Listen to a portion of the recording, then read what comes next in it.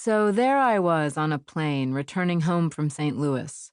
Or rather, there I was in a plane on the runway at the airport in St. Louis with, I think, the not unreasonable expectation that we would be in the air soon, as our flight had already been delayed 2 hours. I was anxious to get home, as I had not seen Sam in several days, but all things considered, I thought I was coping quite well, especially because I am a skeptical and terrified flyer. In between devouring Hershey's chocolate and $13 worth of trashy magazines, I had spent the 2 hours of the delay trying to be helpful to the other stranded passengers. I distributed all my magazines and most of my chocolates. I got an old man some water. I flirted with the babies. I mingled. I schmoozed. I had recently seen what may have been a miracle at my church and had been feeling ever since that I was supposed to walk through life with a deeper faith, a deeper assurance that if I took care of God's children for God, he or she would take care of me. So I took care of people and hoped that once we were on board, everything would go smoothly. My idea of everything going smoothly on an airplane is A, that I not die in a slow-motion fiery crash or get stabbed to death by terrorists, and B, that none of the other passengers try to talk to me. All conversation should end at the moment the wheels leave the ground. Finally, we were allowed to board. I was in row 38, between a woman slightly older than I with limited language skills and a man my own age who was reading a book by a famous right-wing Christian novelist about the apocalypse. A newspaper had asked me to review this book when it first came out, because its author and I are both Christians, although, as I pointed out in my review, he's one of those right-wing Christians who thinks that Jesus is coming back next Tuesday right after lunch. And I am one of those left-wing Christians who thinks that perhaps this author is just spiritualizing his own hysteria. "How is it?"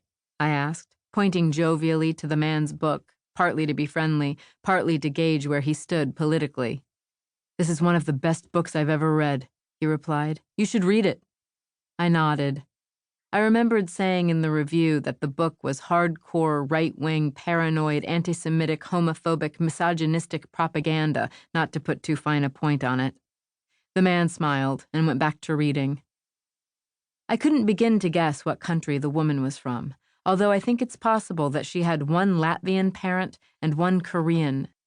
She sounded a little like Lotka Gravis, the Andy Kaufman character on Taxi, except after things began to fall apart, when she sounded just like the Martians in Mars Attacks. "Ack, ack, ack," she'd cry, but I'm getting ahead of myself. As we sat there on the runway, the man with the book about the apocalypse commented on the small gold cross I wear. "Are you born again?" he asked as we taxied down the runway. He was rather prim and tense, maybe a little like David Eisenhower with a spastic colon. I did not know how to answer for a moment. "Yes," I said, "I am." My friends like to tell each other that I am not really a born-again Christian. They think of me more along the lines of that old Jonathan Miller routine where he said, "I'm not really a Jew. I'm Jew-ish." They think I am Christian-ish, but I'm not. I'm just a bad Christian, a bad born-again Christian. And certainly, like the Apostle Peter, I am capable of denying it, of presenting myself as a sort of leftist liberation theology enthusiast and maybe sort of a vaguely Jesus-y bon vivant. But it's not true. And I believe that when you get on a plane, if you start lying, you are totally doomed. So I told the truth, that I am a believer, a convert. I'm probably about 3 months away from slapping an aluminum Jesus fish on the back of my car, although I first want to see if the application or stickum in any way interferes with my lease agreement.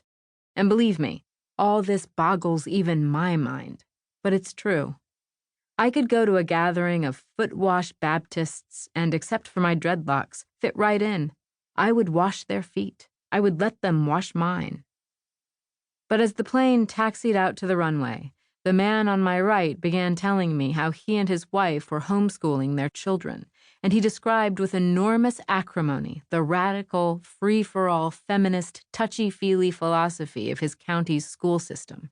And I knew instantly that this description was an act of aggression against me, that he was telepathically on to me, could see that I was the enemy, that I will be on the same curling team in heaven as Tom Hayden and Vanessa Redgrave.